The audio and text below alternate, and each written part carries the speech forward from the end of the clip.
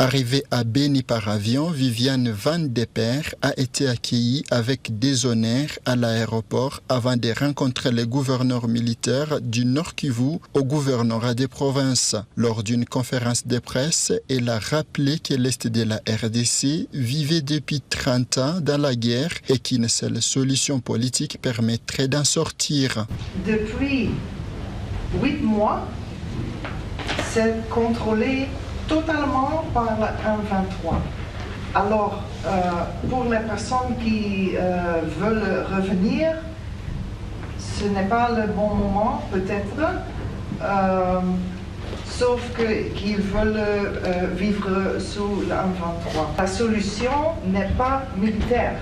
C'est impossible. On a vu à Goma, c'est impossible de régler les problèmes à travers l'action militaire. Alors, l'ONU soutient tous les processus politiques afin de trouver une solution durable pour la paix.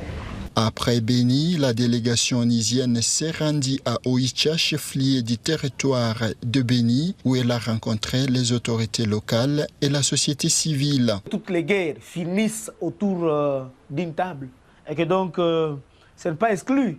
Nous qui sommes pro-dialogue, il est question de nous organiser comme État, de réfléchir encore, de voir comment on peut doter les forces armées de la République démocratique du Congo, disons les systèmes de sécurité, des moyens à la hauteur de la menace que nous avons pour que nous puissions aller sur la table de négociation, évidemment, avec force, avec poids.